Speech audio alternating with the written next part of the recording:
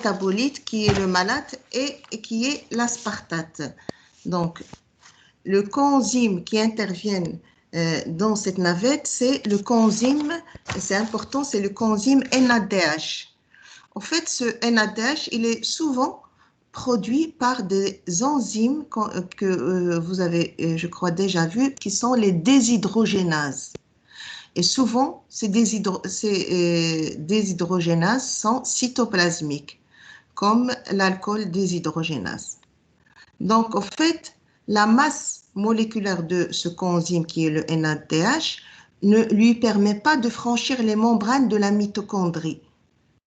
Et il en est de même pour d'autres coenzymes et de nombreux métabolites. Donc, chez les animaux, des voies métaboliques particulières appelées navettes mitochondriales permettent à ces composés de franchir ces membranes. Donc, la navette malate-aspartate, d'ailleurs, je vous ai donné un schéma, mais avant de commenter le schéma, je vais voir avec vous le texte.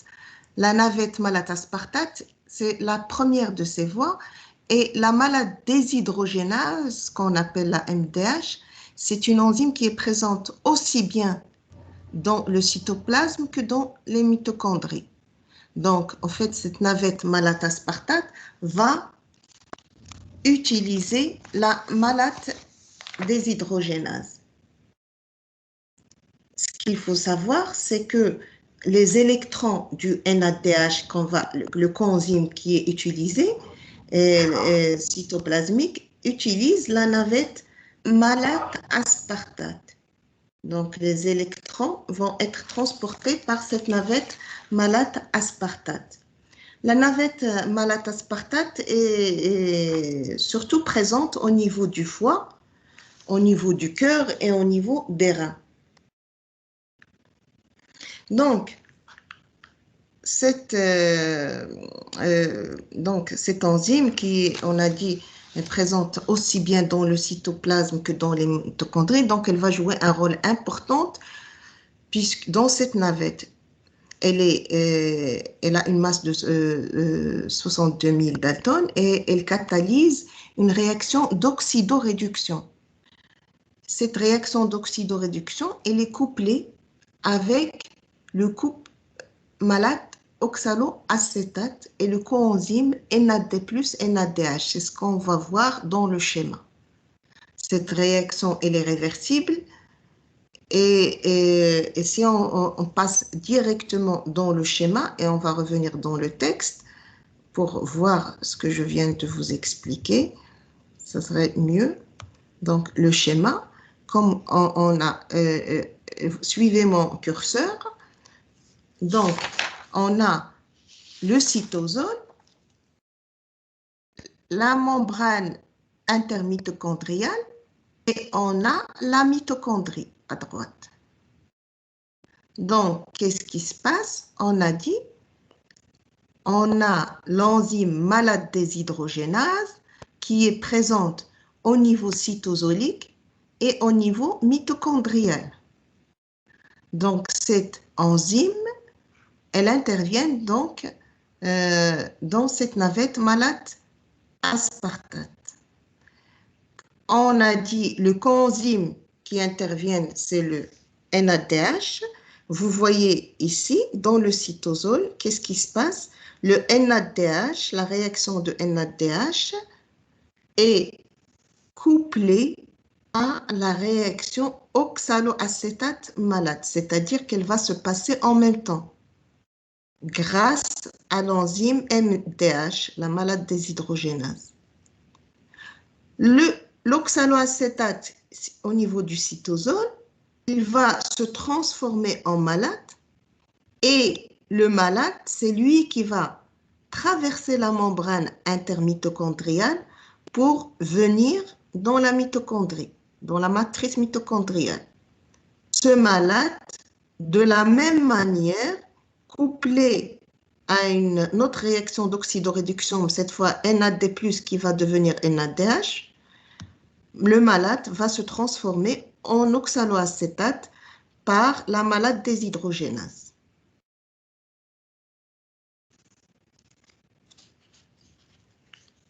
Bien sûr, le NADH, là, mitochondrial,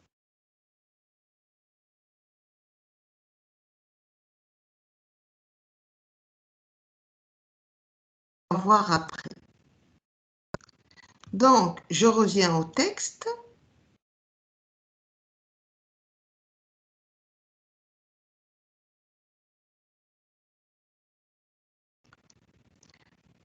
Cette réaction, on a dit, est réversible, bien que l'équilibre ne soit atteint que pour une concentration de malate très supérieure à celle de l'oxaloacétate. Lorsque le coenzyme est réduit, la réaction est donc favorable à la formation du malate. Lorsqu'il est oxydé, le produit est l'oxaloacétate. Donc, c'est ce qu'on a vu dans le schéma. On a une réaction d'oxydoréduction et en fonction de du métabolite qu'on veut synthétiser pour la cellule, la réaction part dans un sens ou dans un autre.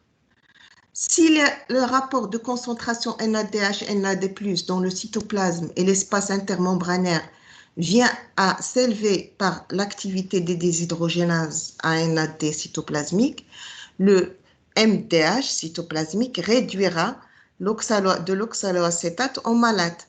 Ce malate qui diffuse dans l'espace intermembranaire va être échangé par le transporteur de la membrane interne contre un alpha-cétoglutarate qui sort. Donc là, on va revenir au schéma.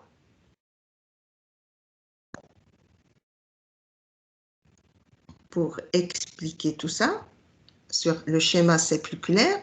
On a dit tout à l'heure qu'on a les deux réactions qui sont couplées d'oxaloacétate malate et de NADH-NAD+.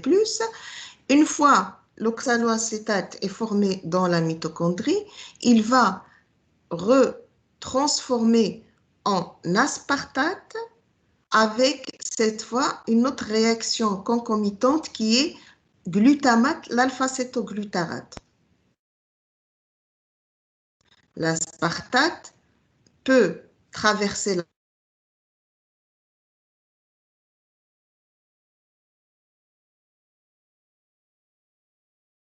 l'acétate doit revenir à son cytosol et bien sûr en même temps l'alpha-cétoglutarate va se transformer en glutamate, c'est-à-dire le contraire de ce qui est arrivé dans la mitochondrie. L'oxaloacétate est transformé en aspartate et le glutamate en alpha-cétoglutarate. Là, c'est le contraire. Donc, c'est juste un transport de métabolites d'un compartiment à un autre.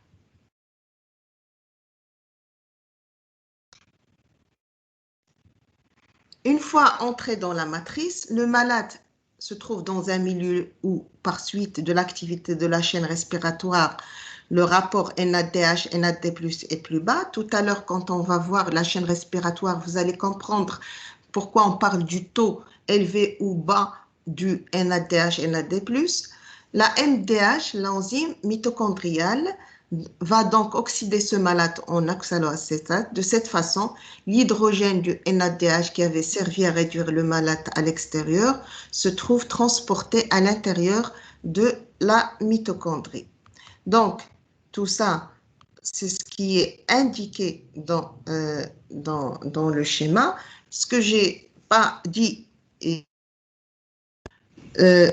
pour la transformation d'oxaloacétate en aspartate avec la réaction glutamate alpha-cétoglutarate, pardon, l'enzyme qui intervient, c'est la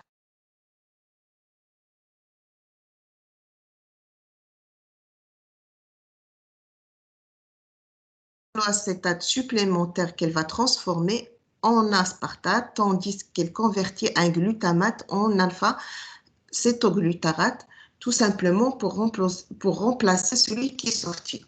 Donc, si je reviens, tout ce que le texte,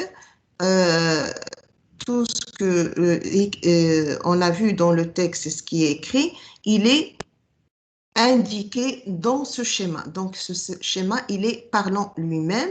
Donc, ce qu'il faut savoir, la navette malate-aspartate utilise deux enzymes, la malate déshydrogénase et l'aspartate aminotransférase, et que elle utilise comme coenzyme le NADH,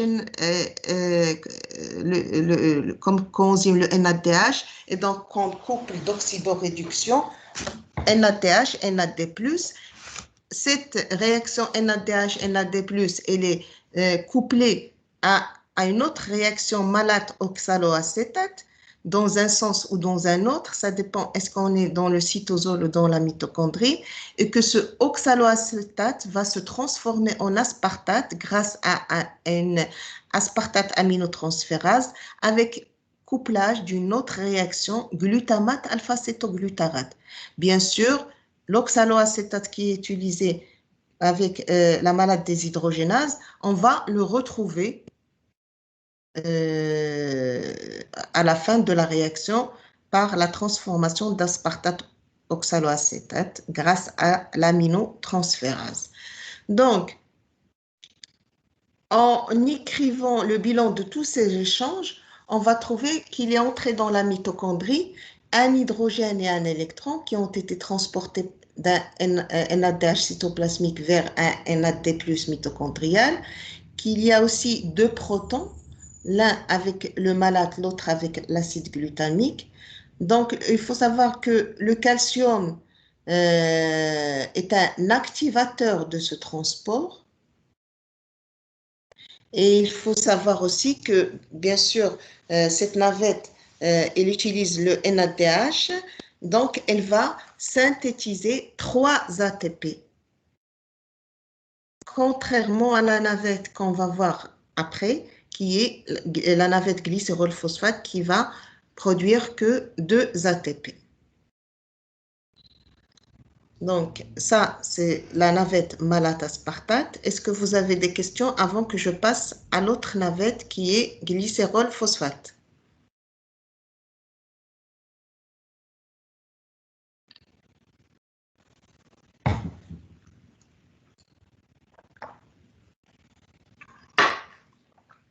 Donc, si vous n'avez pas de questions, je passe à la navette glycérol-phosphate.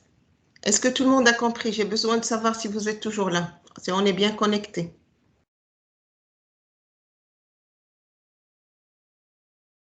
Oui, madame. Oui, madame. OK. Donc, la navette du glycérol-phosphate, donc, lors de la glycolyse, le NADH est formé dans l'oxydation du glycéraldéhyde 3-phosphate. Vous vous rappelez de la glycolyse, on a formation de NADH lors de l'oxydation du glycéraldéhyde 3-phosphate. Pour que la glycolyse puisse continuer, du NAD+ doit être régénéré. Parce que la glycolyse, elle va libérer le NADH, mais pour qu'elle se refasse, il faut du NADH qui va se transformer en AD+.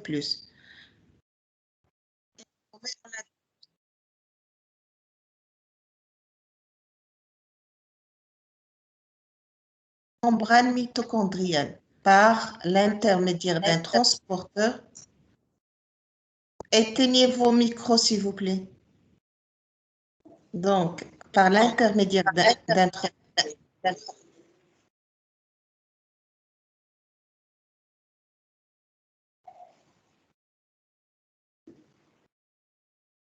donc, je disais, est-ce que vous m'entendez?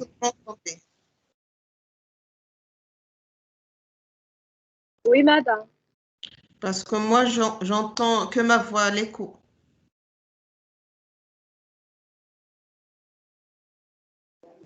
Madame, il y a arrêt du partage de votre écran. D'accord, je reprends. Maintenant, Est-ce qu'il y a un partage? Bien. Est-ce que vous Pas voyez encore, le madame. partage? Hein? Non, encore. Pas encore, madame.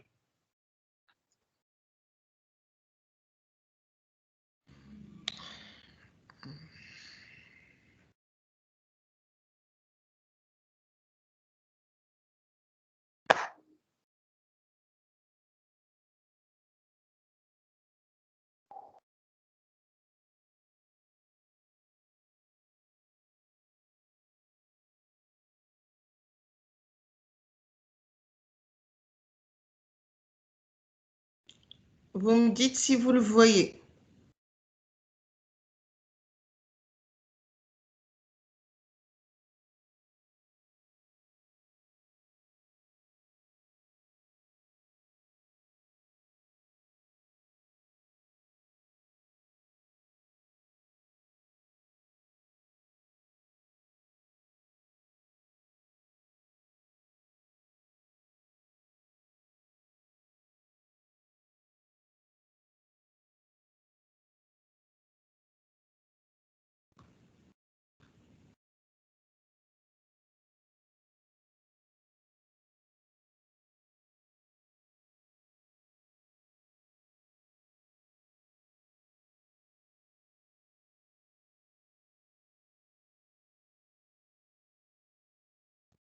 C'est bon, madame.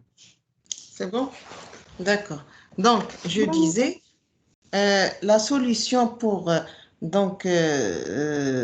c'est que les électrons, plutôt que la molécule entière, soient transportés à travers, pardon, la membrane mitochondriale.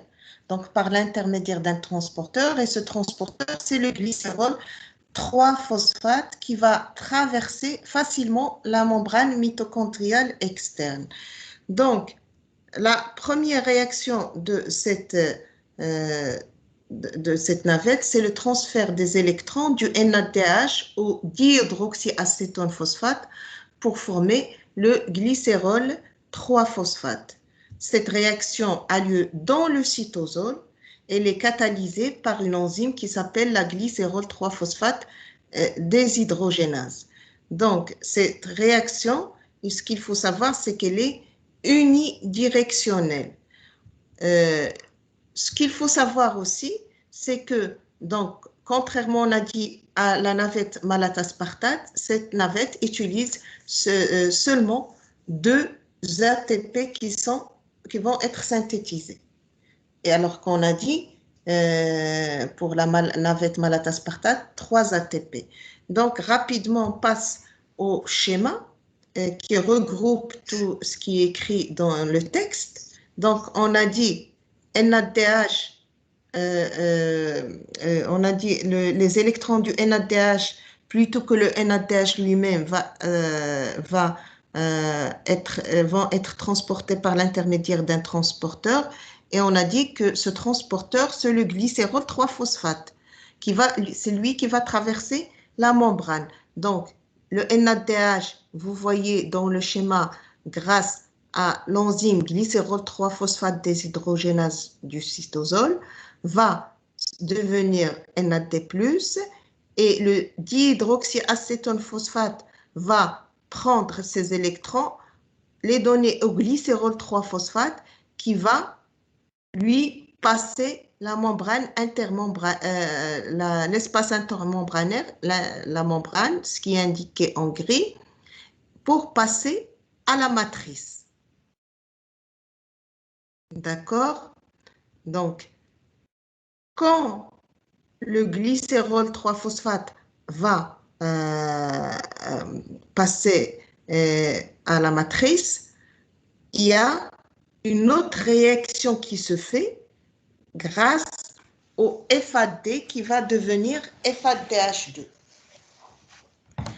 D'ailleurs, c'est la raison pour laquelle on parle de 2 molécules d'ATP. Parce que ce qui intervient, c'est la flavine, FADH, et non pas NADH. Parce que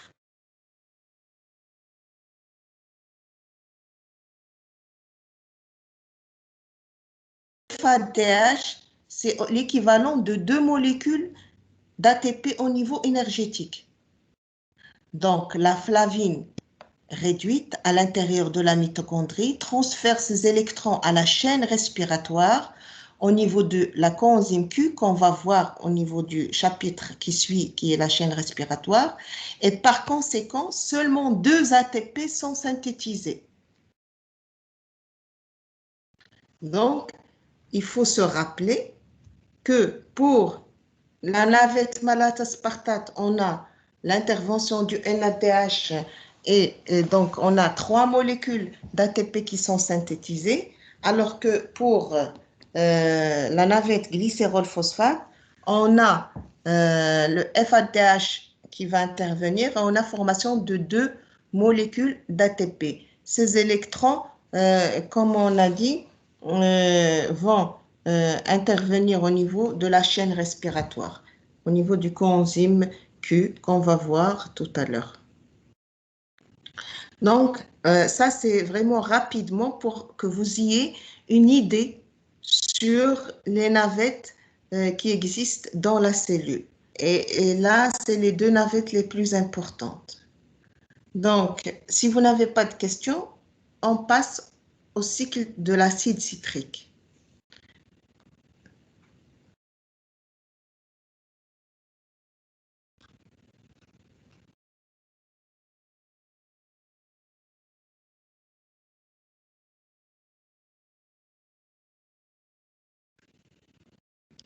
Le cycle de l'acide citrique, je crois que vous l'avez déjà vu en terminale aussi, comme la glycolyse, mais un peu moins détaillé.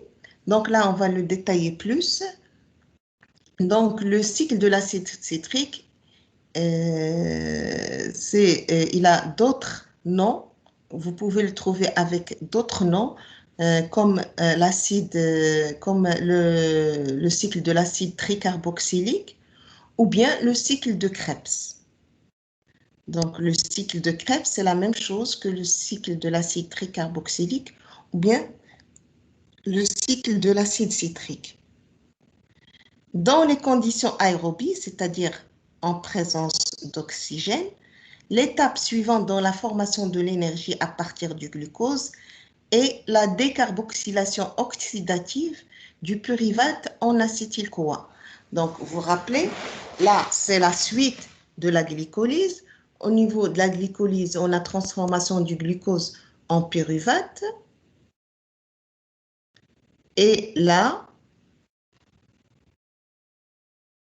le pyruvate va continuer son chemin dans les conditions aérobies ou bien dans les conditions anaérobies. Dans les conditions aérobies, on a le cycle de Krebs et dans les conditions anaérobies, on a un autre chemin qu'on va voir tout à l'heure.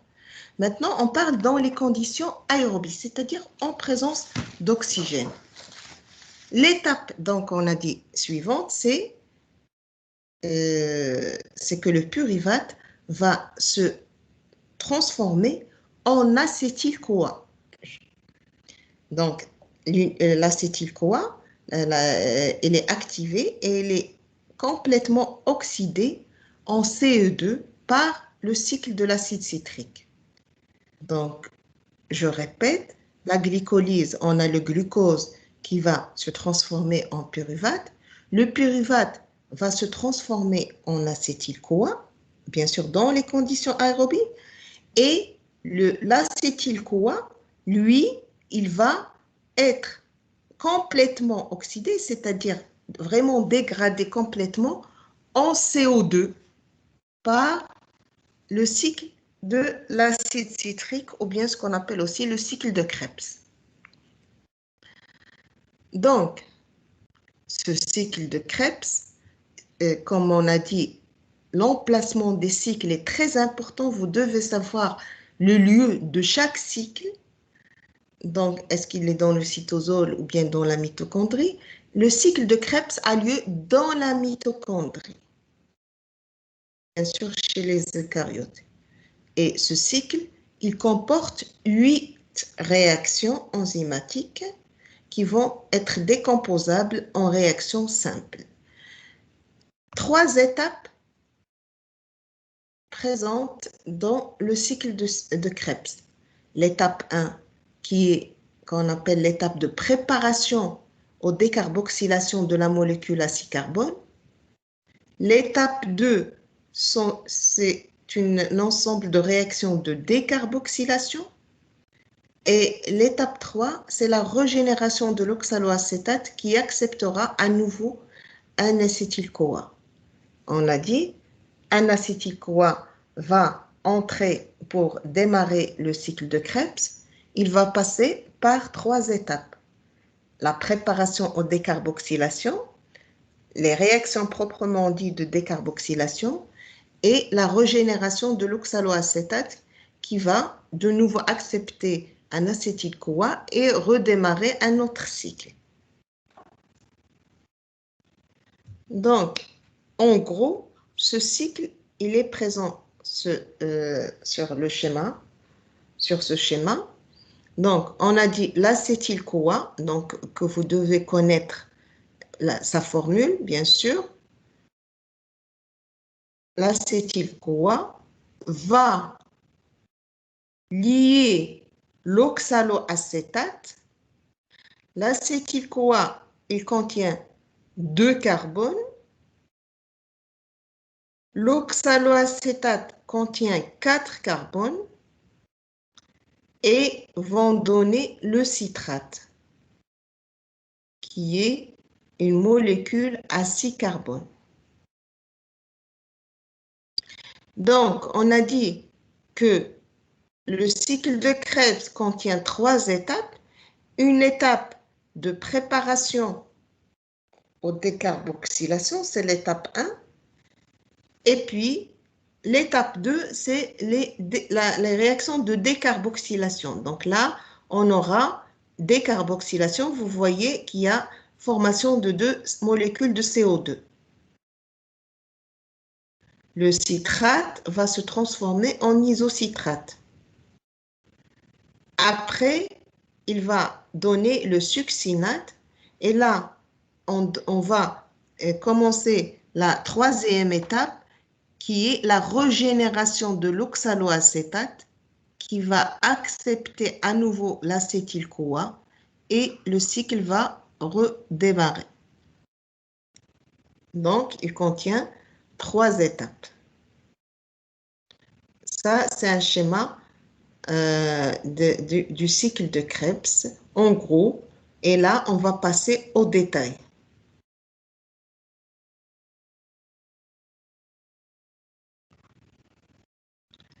Donc là, c'est votre cycle détaillé. Bien sûr qu'il faut connaître toutes les enzymes, je le répète, toutes les enzymes qui sont dans nos cycles, qu'on va voir ensemble, et bien sûr les molécules, savoir le nombre de carbone qu'il y a dans chaque molécule pour pouvoir comprendre et suivre. Donc, le cycle de Krebs, on a dit, il va démarrer avec l'acétyl-CoA. L'acétyl-CoA, avec, pardon, le pyruvate. Le pyruvate qui est issu de la glycolyse. Le pyruvate va se transformer en acétyl-CoA. La transformation du pyruvate en acétyl-CoA se fait grâce à une enzyme qu'on appelle la pyruvate déshydrogénase. Pourquoi déshydrogénase? Parce qu'on a en même temps une réaction de déshydrogénation qui se fait, une NAD, NADH plus H+. Donc, le pyruvate, pour qu'il se transforme en acétyl-CoA, bien sûr, il faut lui donner un CoA. Et comme vous le remarquez, le pyruvate, il a 3 carbones, alors que la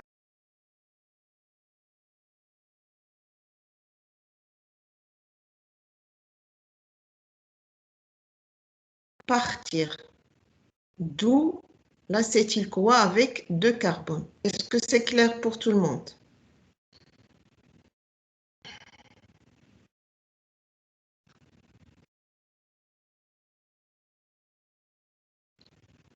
Donc, si vous n'avez pas de questions, je continue.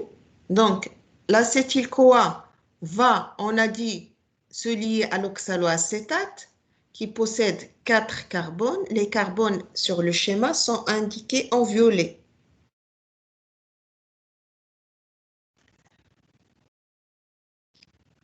On va utiliser une molécule d'eau et l'acétyl-CoA plus oxaloacétate grâce à une enzyme qui s'appelle la citrate synthase. Donc, c'est facile à se rappeler puisqu'on va synthétiser le citrate, va donner le citrate.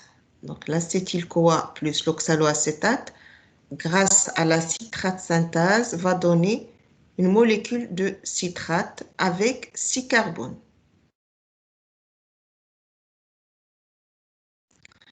Le citrate va, grâce à une enzyme qu'on appelle l'aconitase, va donner l'isocitrate.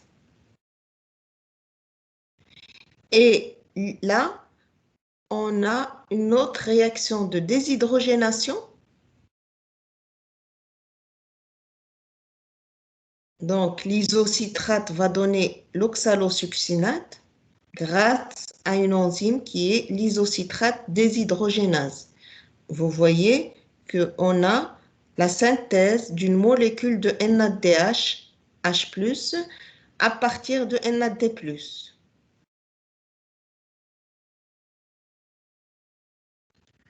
L'oxalosuccinate va se transformer en alpha-cétoglutarate en donnant un CO2. Donc là, il y a eu une décarboxylation.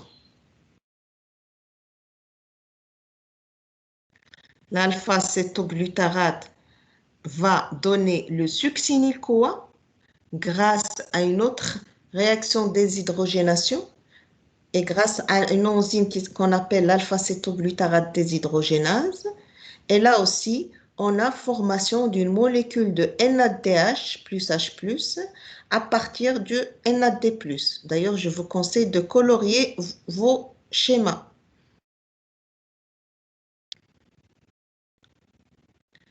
Le succinyl-CoA formé va donner le succinate. Ceci avec une réaction du GDP qui va se transformer en GTP.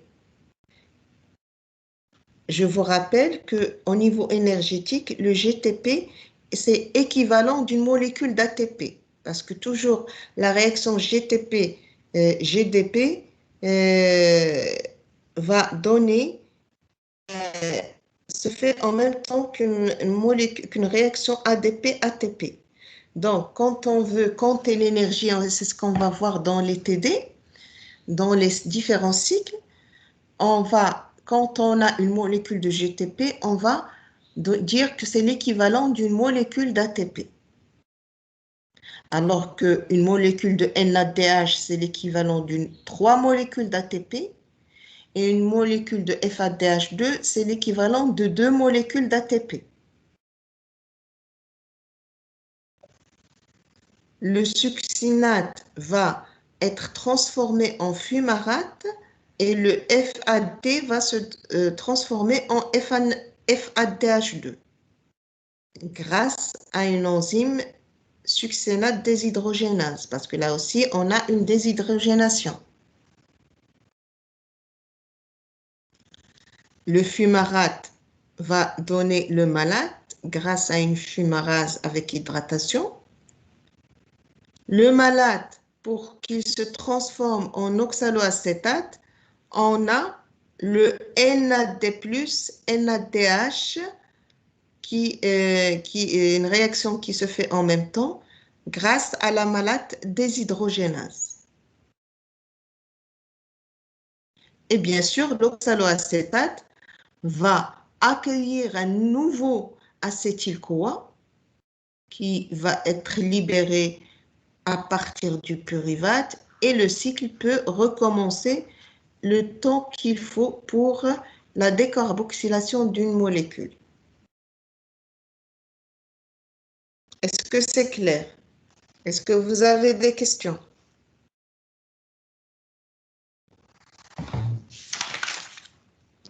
Bonjour madame.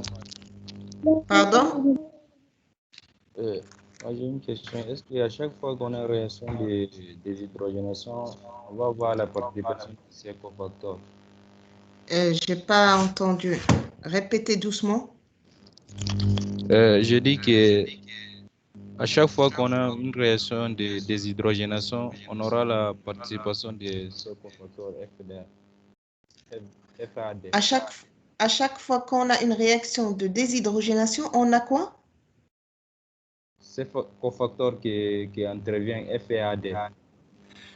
Non, pas toujours dans les déshydrogénations. Dans le cas du cycle de Krebs, on a deux types de réactions de déshydrogénation, soit avec NADH, soit avec FADH2. Vous voyez qu'il y a ici une déshydrogénation, des réactions d'oxydoréduction avec NADH, ici avec NADH, mais là avec FADH2 et là avec NADH. Donc, au fait, dans le cycle de Krebs, on a 3 NADH formés et une molécule de FADH2 et une molécule d'ATP. Donc, la déshydrogénation dans le cycle de Krebs se fait soit avec NADH, soit avec FADH. Est-ce que c'est clair? Est-ce que j'ai répondu à la question? Oui madame. Donc, tout ce qui est écrit ici dans le texte, c'est juste pour expliquer le schéma. Donc, on va le lire rapidement, mais donc ça résume juste pour vous, pour revoir si vous voulez le détail, si quelque chose vous échappe. Donc, on a formation de l'acétyl-CoA à partir du pyruvate. L'oxaloacétate se condense avec l'acétyl-CoA pour former du citrate. Le citrate est isomérisé en isocitrate. Puis l'isocitrate est oxydé et décarboxylé en alpha-cétoglucarate. Et là, ça correspond à la première réaction des 4 réactions d'oxydoréduction. Parce qu'on a dit combien on a de réactions d'oxydoréduction? 4. On a 3 NADH et une réaction d'oxydoréduction FADH. Le succinyl, coenzyme A, est formé par la décarboxylation oxydative de l'alpha-cétoglutarate. Et puis, 6e étape, c'est qu'il y a une liaison phosphate riche en énergie qui est formée à partir du succinyl-CoA. C'est en fait la seule étape du cycle qui fournit directement une liaison phosphate riche en énergie. Et la 7e étape, c'est la régénération de l'oxaloacétate par l'oxydation du succinate. Donc ça, c'est juste pour commenter le schéma qu'on a vu. Bien sûr, je répète, toutes les réactions doivent être apprises par cœur, le nom des métabolites, les noms des enzymes et les cofacteurs.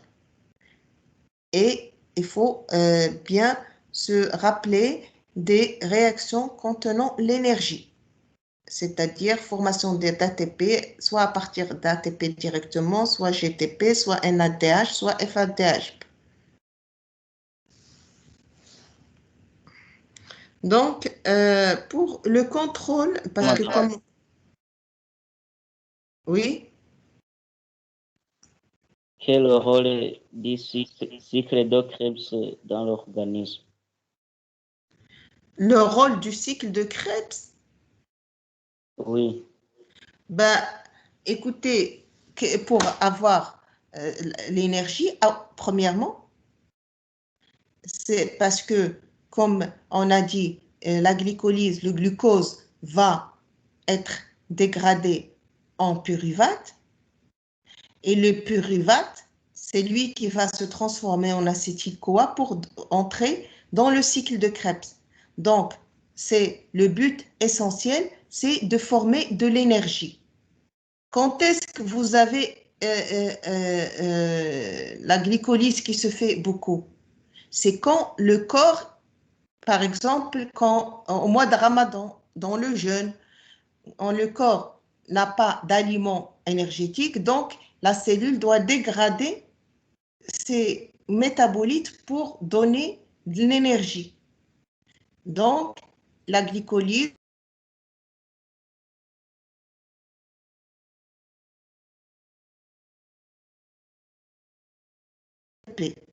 et on va voir que tout ça, ça va rentrer dans la chaîne respiratoire pour donner de l'énergie. Est-ce que c'est clair? Oui, madame. Merci. Donc, comme on a vu pour les deux cycles qu'on a vus pour la glycolyse et pour la néoglucogénèse, pour chaque cycle, on doit faire le contrôle, étudier le contrôle de ce cycle.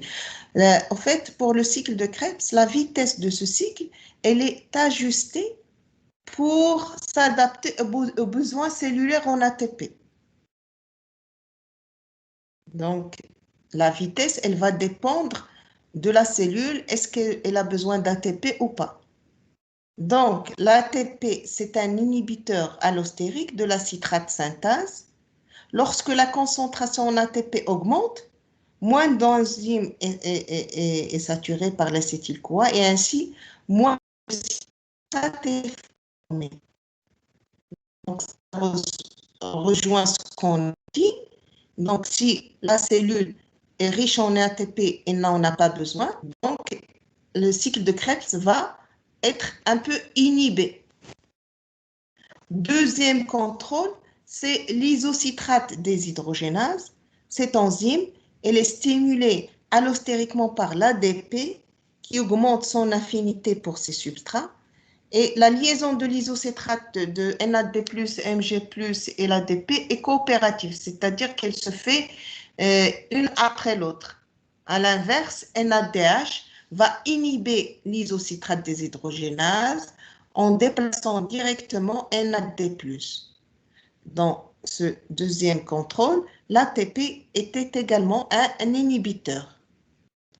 Un troisième site de contrôle dans le cycle de Krebs, c'est l'alpha-cétoglutarate déshydrogénase.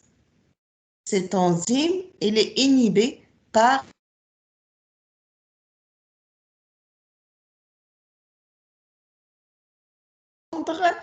et comme je l'ai dit avant, c'est faire un tableau avec les inhibiteurs et les activateurs de chaque cycle et les endroits où il y a le contrôle. Par exemple, ici, on a le contrôle au niveau de citrate synthase, au niveau de l'isocitrate déshydrogénase et au niveau de l'alpha-cétoglutarate déshydrogénase.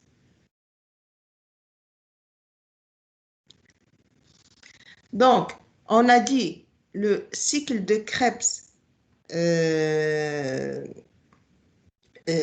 passe chez, bien sûr, les êtres vivants, chez les animaux, mais chez les bactéries et les végétaux, on a une voie qui est équivalente au cycle de Krebs, mais qu'on appelle le cycle de glyoxylate et non pas le cycle de Krebs. Donc, le cycle de glyoxylate, il est utilisé chez les bactéries et les végétaux et c'est une voie métabolique qui va transformer les unités acétyl à 2 carbone en unités à 4 carbone pour la production d'énergie et pour les biosynthèses. Cette séquence de réaction appelée cycle de glyoxylate, en fait, elle court-circuite, c'est-à-dire elle dévie plusieurs étapes et essentiellement les 2 étapes de décarboxylation du cycle de l'acide citrique. Et une autre différence importante, c'est que 2 molécules d'acétyl-CoA entrent par tour de cycle de glyoxylate alors qu'une seule molécule d'acétyl-CoA entre dans le cycle de l'acide citrique. Donc là, c'est juste pour un petit rappel que pour les bactéries et les végétaux, on n'a pas le cycle de Krebs, mais plutôt le cycle de glyoxylate, et qui a des petites différences avec le cycle de Krebs. Donc, pour le cycle de glyoxylate, si on fait le bilan, on trouve qu'on a 2 acétyl-CoA au lieu d'un acétyl-CoA qui entre dans le cycle, plus un NAD+, plus 2 molécules d'eau qui vont donner le succinate, plus 2 CoA, plus 2 NADH, plus 2 H+.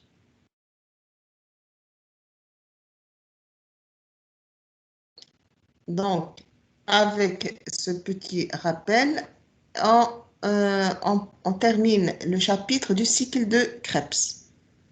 Et on va passer à un autre chapitre qui est la chaîne respiratoire et phosphorylation oxydative.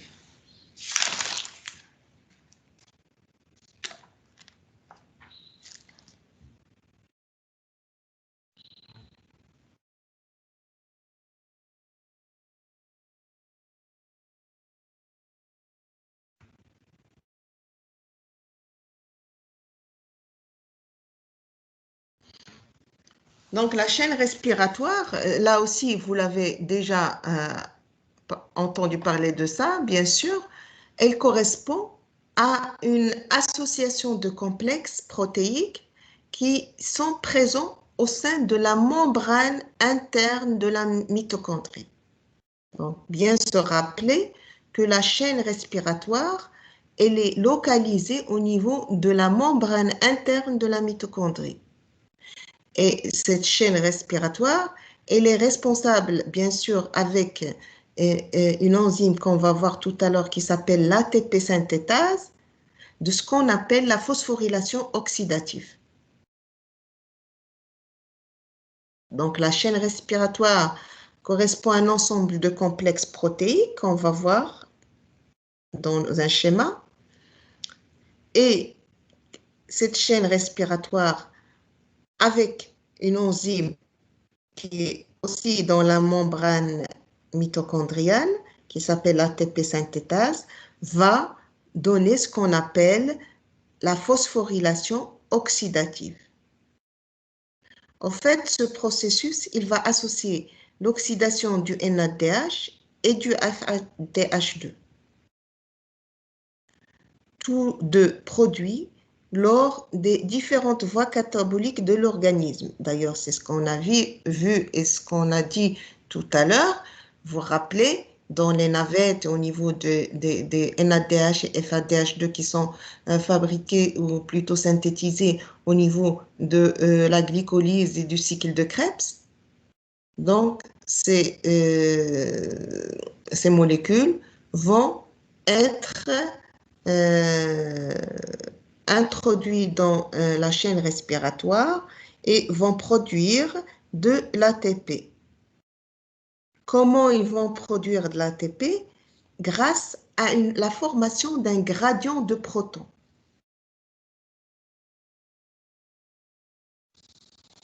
Donc, on distingue donc 2 phases dans la chaîne respiratoire. La chaîne d'oxydoréduction et le mécanisme de phosphorylation. En fait, la chaîne d'oxydoréduction, c'est que, on a dit, la chaîne respiratoire, c'est un ensemble de protéines au niveau, de complexes protéiques au niveau de la membrane mitochondriale. Donc, dans cette chaîne d'oxydoréduction, on a dit qu'il y a intervention de réaction d'oxydoréduction. En fait, cette chaîne, elle va transporter les équivalents réducteurs, ce qu'on appelle les équivalents réducteurs, c'est-à-dire les protons et les électrons, de coenzymes réduits, NADH et FADH2, vers l'oxygène. Donc, cette chaîne va transporter les protons et les électrons des coenzymes réduits vers l'oxygène. D'ailleurs, on va voir ça dans le schéma qui va suivre. Ce transport, il va s'effectuer par des réactions, on a dit, d'oxydoréduction, se déroulant dans 4 éléments qui sont inclus dans la membrane interne de la mitochondrie. Donc, ces réactions d'oxydoréduction vont avoir lieu dans les complexes respiratoires complexe 1, 2, 3, 4 et dans 2 autres éléments non protéiques qui sont, qu'on appelle les éléments mobiles, l'ubiquinone ou ce qu'on appelle aussi le coenzyme Q et le cytochrome C.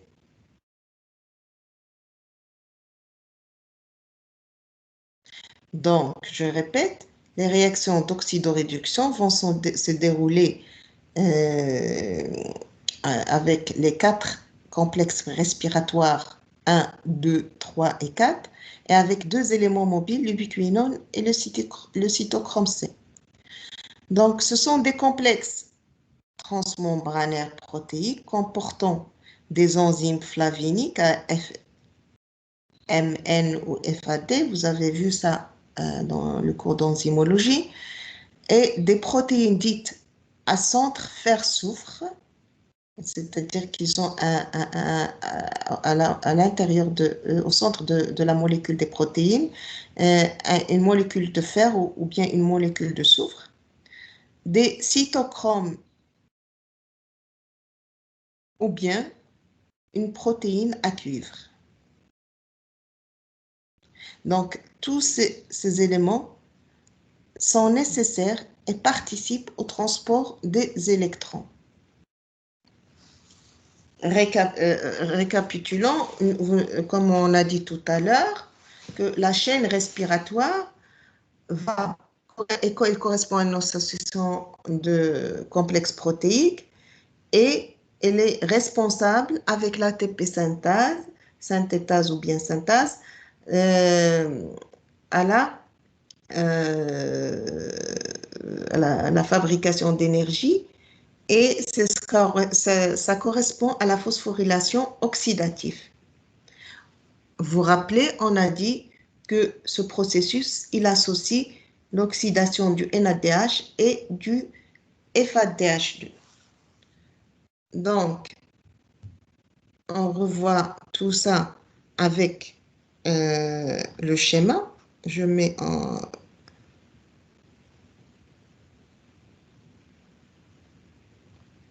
le schéma donc avec le complexe, les différents complexes.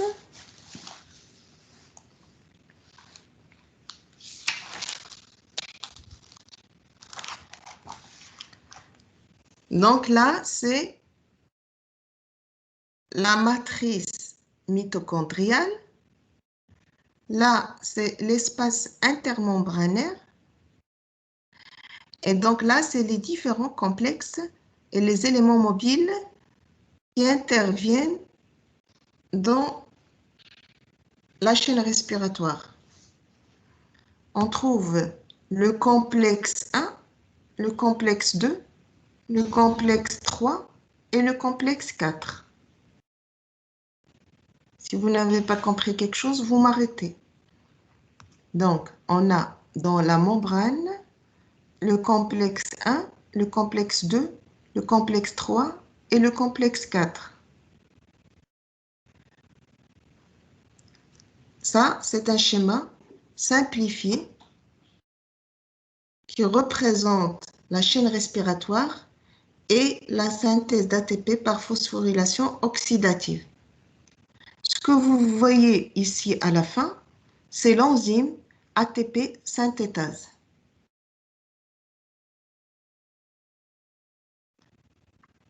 Donc, le complexe 1 a une action NADH coenzyme Q réductase.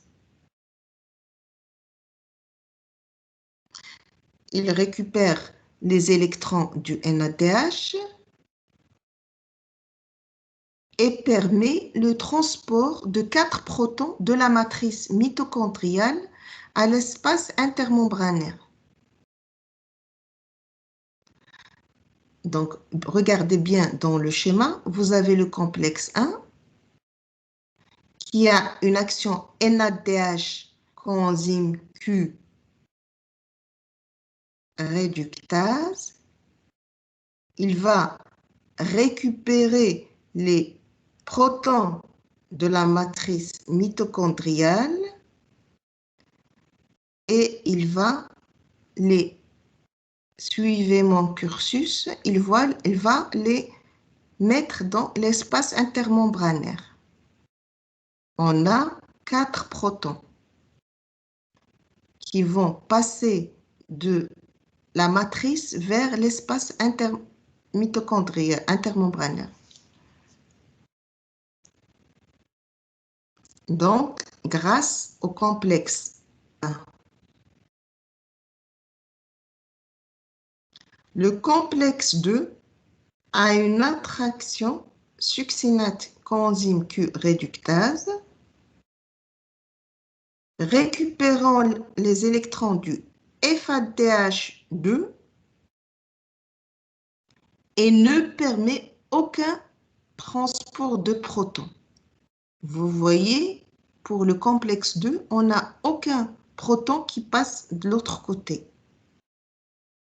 Le complexe 1 utilise le NADH et le complexe 2 utilise le FADH2.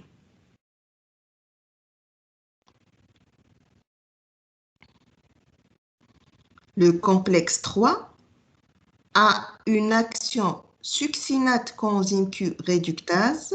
Pardon, le complexe 3 a une action coenzyme Q cytochrome C réductase et permet le transport de 4 protons de la matrice mitochondriale à l'espace intermembranaire.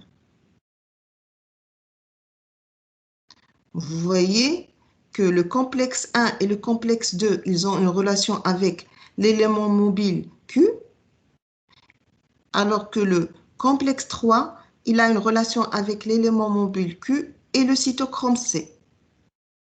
Donc, le complexe 3 a une action coenzyme Q cytochrome C réductase. Et là aussi, le complexe 3, il va permettre le transport de 4 protons.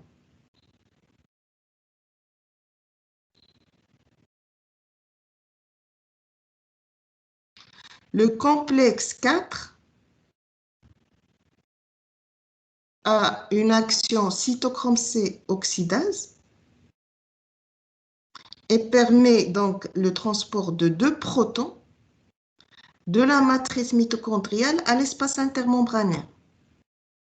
Donc, le complexe 4, lui, il va transporter 2 protons, contrairement au complexe 1 et 3, qui vont transporter 4 protons chacun.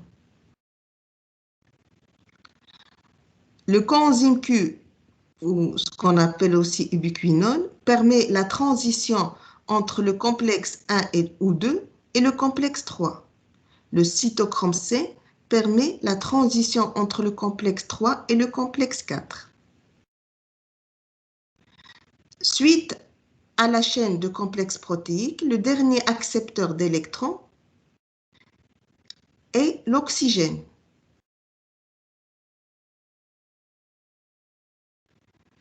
qui sera ainsi à l'origine de la formation de molécules d'eau. Le NADH permettra donc le transport de 10 protons de la matrice mitochondriale à l'espace intermembranaire.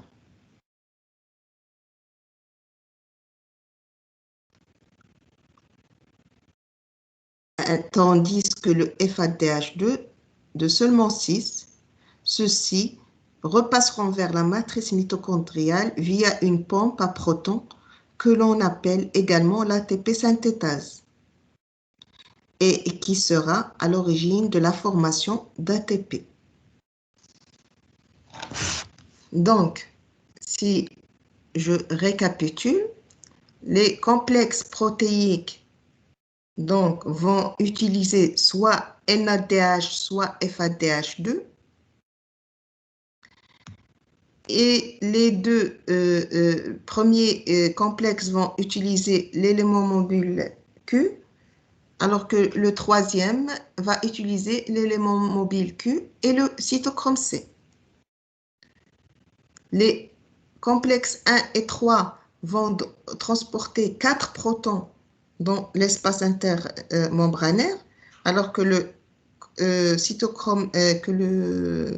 complexe 2 ne va transporter aucun proton. Le complexe 2 va utiliser le FADH2, alors que le complexe 1 va utiliser le NADH. Le complexe 4 va faire passer que 2 protons, mais les électrons récupérés vont vers l'oxygène qui va s'associer avec l'hydrogène, avec les protons, pour donner une molécule d'eau.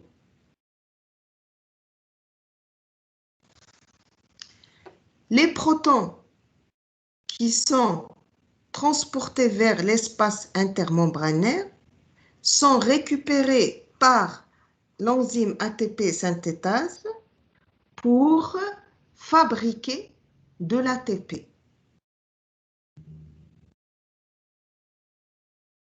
Est-ce que c'est clair?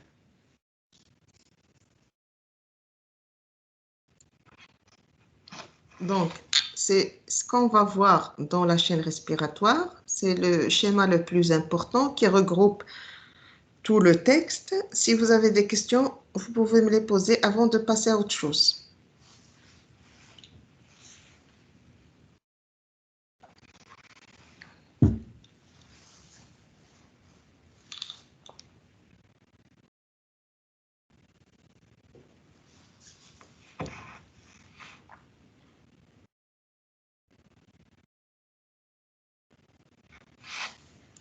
Donc, vous avez compris. Est-ce que vous m'entendez d'abord?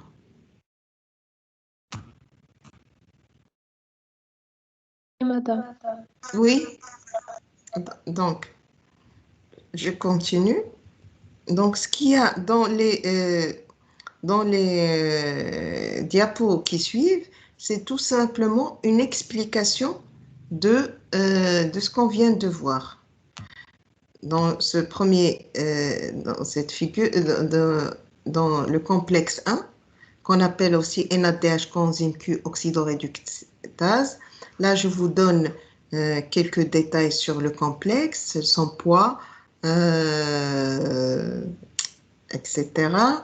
Donc, mais pour moi, si l'essentiel, il est dans le complexe, pardon, la figure.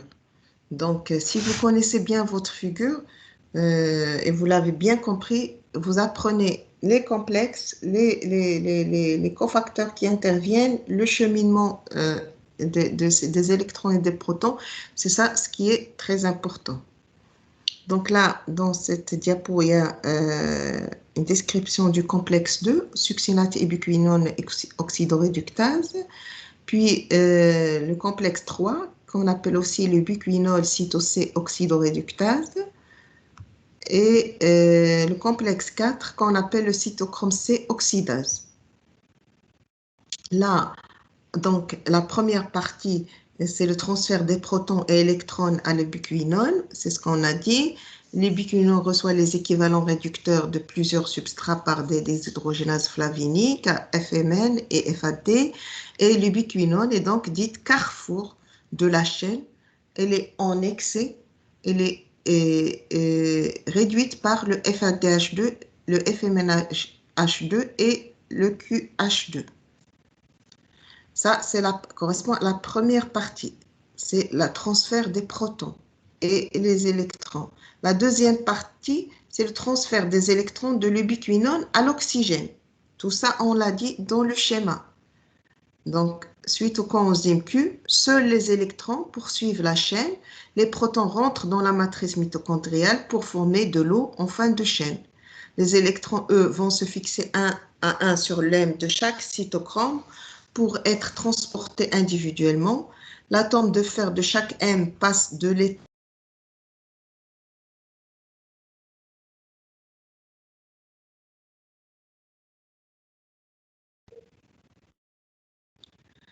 Donc, le flux de protons et on a une libération d'énergie osmotique. Donc, tout ça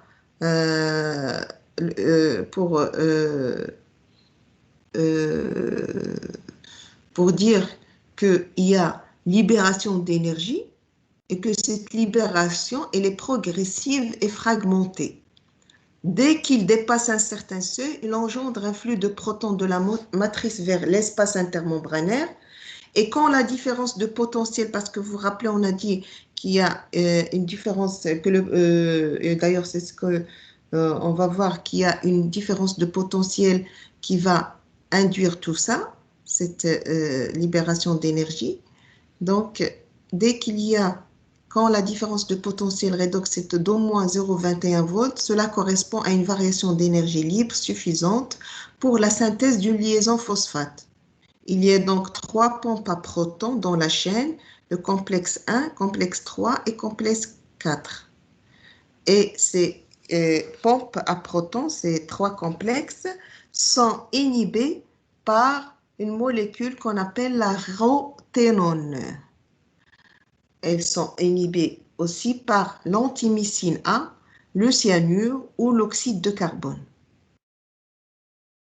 Donc, les 4 complexes protéiques sont inhibés par la roténone, l'antimycine, cyanure ou l'oxyde de carbone. Ça correspond au flux de protons et libération. Maintenant, la phosphorylation, comme on a vu dans le schéma, elle est soumise à la théorie qu'on appelle la théorie chimio-osmotique. Je crois que vous l'avez déjà entendu parler de cette théorie qui a été détectée par Michel, l'énergie générée par les flux de protons et le mécanisme de phosphorylation repose sur un gradient de protons à l'origine de la création d'énergie sous forme d'ATP. Et au fait, c'est ce qu'on vient de dire, c'est que l'énergie des transferts qui se font entre les complexes va permettre à ces complexes de fonctionner comme des pompes à protons. Et ceci va créer un gradient électrochimique de protons. Et qui dit gradient électrochimique de protons dit une différence de potentiel entre l'espace intermembranaire et la matrice. Et du coup, les protons vont être éjectés et vont chercher donc à rentrer dans la matrice une autre fois parce que toujours les éléments reviennent à leur place initiale dans la cellule. Donc, les protons vont chercher à rentrer dans la matrice et à franchir la membrane intermitochondriale, donc sous la pression de ce gradient. C'est ce qu'on appelle la force protomotrice. Puisque la membrane elle est imperméable, ils doivent trouver une solution, donc ils vont passer par un canal ou un complexe qui s'appelle l'ATP synthase ou l'ATP synthétase. Ça correspond d'ailleurs au complexe 5. Donc ça explique plus le schéma qu'on a vu. Maintenant, le mécanisme de cette enzyme, l'ATP synthase, en fait, l'ATP synthase, c'est un ensemble d'enzymes, donc on dit un complexe enzymatique. Et comme vous l'avez vu dans le schéma, on a 2 parties qui sont présentes dans cette enzyme. Une partie intermembranaire et une partie mitochondrienne. D'ailleurs, je voulais représenter ici.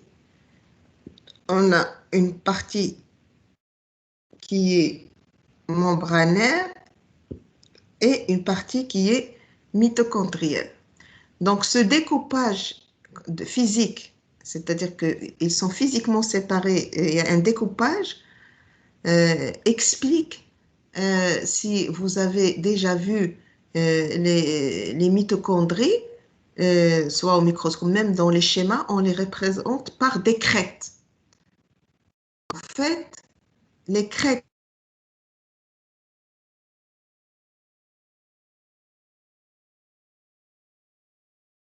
enzyme qui est l'ATP synthétase.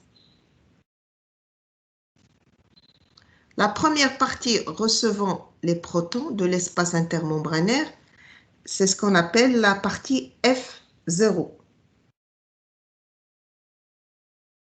Cette partie, elle est constituée de 3 protéines, A, B, C, et la seconde partie, elle est mitochondriale et on l'appelle F1. C'est ce qu'on appelle la tête enzymatique. Donc, je vous remontre le schéma. On a F0 et F1.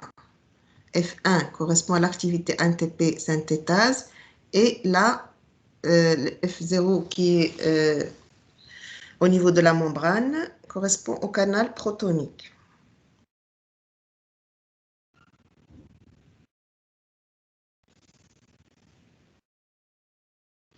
Donc, le transport de l'ATP mitochondrial tout juste produit va passer dans le cytosol par un transporteur mitochondrial en échange d'une molécule d'ADP.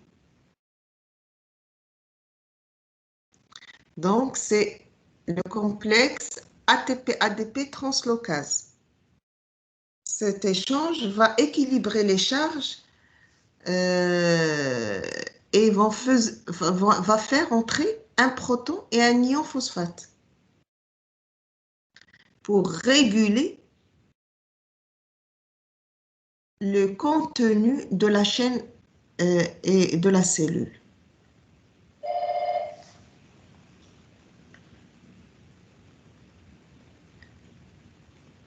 Donc, ceci, c'est tout ce qu'il y a à dire sur la chaîne respiratoire. Il nous reste, pour finir ce chapitre, la régulation de la chaîne respiratoire. Le déroulement de la chaîne respiratoire nécessite une quantité suffisamment importante d'oxygène, de NADH+, et d'ADP. Donc, plus les rapports NAD+, NADH et les rapports ATP-ADP sont faibles, plus la chaîne respiratoire est stimulée. Bien sûr, si ces rapports sont faibles, ça veut dire qu'on n'a pas assez d'énergie. Donc, la chaîne va être stimulée pour fournir de l'énergie. En fait, la chaîne respiratoire est régulée aussi par des hormones thyroïdiennes qui vont exercer un effet découplant, c'est-à-dire qu'ils vont découpler les couples NAD+, NADH et ATP-ADP. La perméabilité aux protons de la membrane est modifiée et l'ATP synthase va être bien sûr évitée. Et s'il n'y a pas d'ATP synthase, il n'y a pas de chaîne d'oxydoréduction ni de phosphorylation. Donc là aussi, je vous conseille de faire un petit tableau récapitulatif de la régulation de la chaîne respiratoire. Donc, avant de terminer ce chapitre, juste vous dire que, comme pour le cycle de Krebs, on a dit le cycle de Krebs chez les animaux, le cycle de glyoxylate chez les végétaux. Donc, chez les végétaux, l'ensemble des réactions de la chaîne de transport d'électrons des mitochondries est un peu différent. Là, je ne vous demande pas de le connaître par cœur, je vous le donne pour que vous sachiez que c'est chez les végétaux, ça se passe un peu différemment que chez les animaux.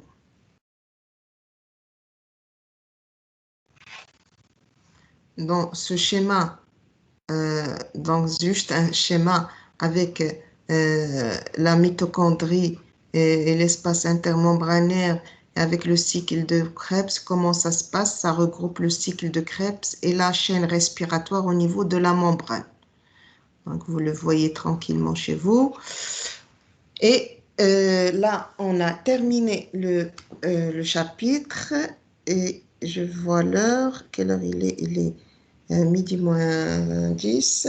Donc, il nous reste un tout petit peu de temps pour juste voir rapidement un petit chapitre où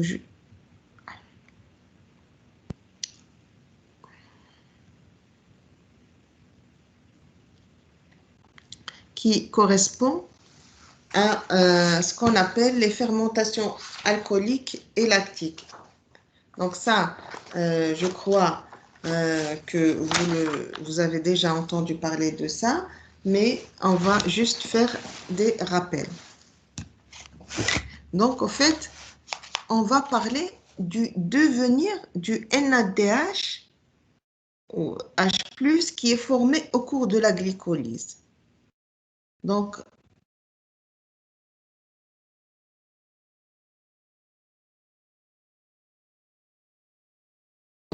l'oxygène qui est présent ou absent, soit dans les cas d'aérobie ou d'anaérobie. Donc, si l'apport en oxygène il est insuffisant, c'est-à-dire on est en présence d'anaérobie, comme dans un muscle, le pyruvate est transformé en lactate. Le pyruvate qui est formé au niveau de la glycolyse, il ne va pas rentrer dans le cycle de Krebs, mais il va plutôt être transformé en lactate. Le pyruvate, il est transformé en éthanol chez la levure. Donc, la formation de l'éthanol et du lactate sont des exemples de fermentation.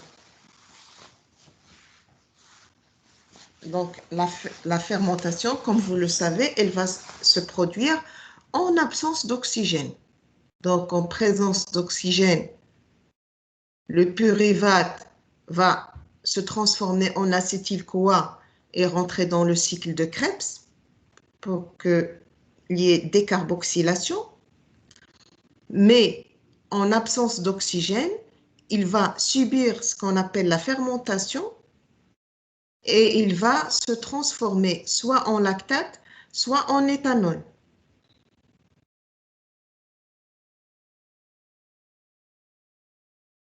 D'accord? Donc, il faut savoir que cette voie métabolique produit de l'énergie libre sous forme d'ATP. Donc, le pyruvate peut être transformé en éthanol lactate ou acétyl-CoA, en fonction si on est en présence d'aérobie ou anaérobie. Quand que le pyruvate se transforme en éthanol, elle se fait en deux étapes. La première étape, c'est une étape de décarboxylation du pyruvate. Le pyruvate va se transformer en acétaldéhyde plus CO2, donc on a une décarboxylation. Et cette réaction, elle est catalysée par une enzyme qui s'appelle la pyruvate décarboxylase. Et c'est après que l'acétaldéhyde formé va se transformer en éthanol.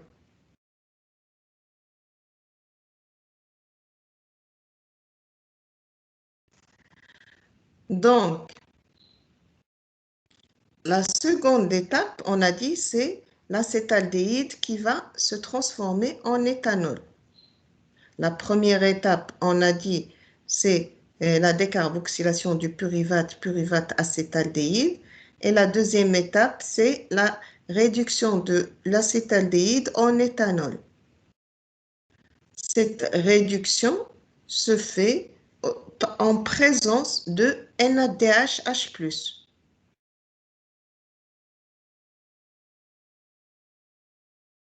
Donc, la conversion, parce qu'on est parti du glucose, on est parti du glucose qui va être dégradé en pyruvate Et puis, c'est le pyruvate qui va se transformer en acétaldéhyde et puis en éthanol. Donc là, on parle de la conversion du glucose en éthanol. Cette conversion, on l'appelle la fermentation alcoolique. Quand on fait une réaction bilan de tout ce chemin, de tout ce mécanisme anaérobie, on trouve qu'on est parti d'une molécule de glucose, de 2 PI, 2 ADP plus un proton, qui vont donner 2 éthanols, 2 molécules d'éthanol, 2 molécules de CO2, 2 molécules d'ATP et 2 molécules d'eau.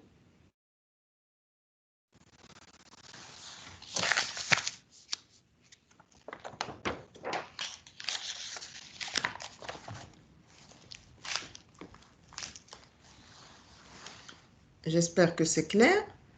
Donc, pour la formation du lactate cette fois, là, on a vu l'éthanol à partir du glucose. Et là, on va voir le lactate. On a dit le lactate peut aussi être formé à partir du pyruvate. Ceci par un certain nombre de micro-organismes. La réaction, elle se produit également dans les cellules des organismes supérieurs quand la quantité d'oxygène elle est limitée. Comme par exemple dans le muscle au cours d'une activité musculaire intense. Quand on fait du sport, la réaction peut se produire. La réduction du pyruvate par le NADH pour former du lactate est catalysée par la lactate déshydrogénase.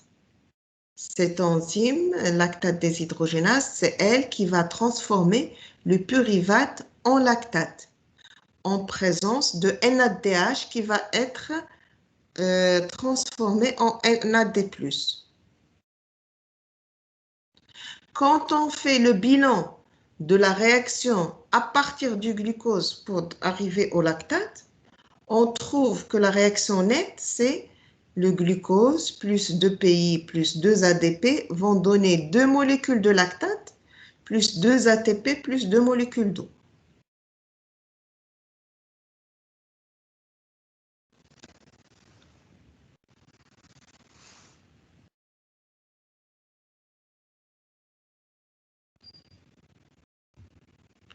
Donc, pour finir, il faut savoir que seule une petite fraction de l'énergie du glucose est libérée dans sa conversion anaérobie, en lactate ou en éthanol.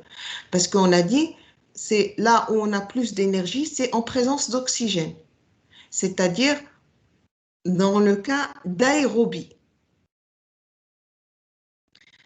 La plus grande partie de l'énergie peut être extraite en aérobie grâce au cycle de l'acide citrique et de la chaîne de transport, la chaîne respiratoire. Donc, on a dit, le glucose va se transformer en pyruvate, pyruvate en acétyl-CoA, et l'acétyl-CoA qui va rentrer dans le cycle de Krebs. Donc, le bilan pyruvate-acétyl-CoA, vous rappelez, ne pas oublier dans vos exercices et dans ce qu'on va faire dans les TD, c'est bien sûr dans l'examen, c'est que le pyruvate, pour qu'il se transforme en acétyl-CoA, et il va utiliser le NAD+, et le CoA, et va libérer une molécule de CO2 avec une molécule de NADH.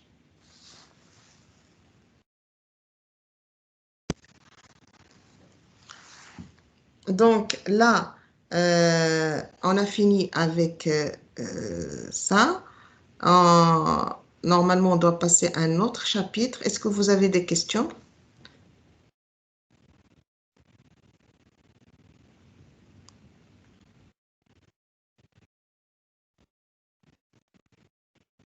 Donc, je vais m'arrêter là parce que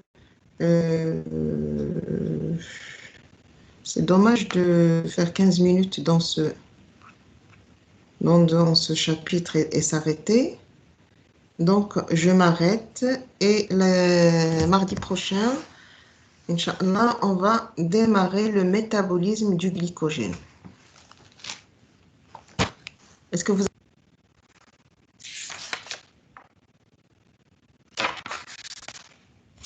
D'accord, madame. Pas de questions? Non, madame. Donc, je vous dis au revoir, bon courage et à la prochaine. Merci.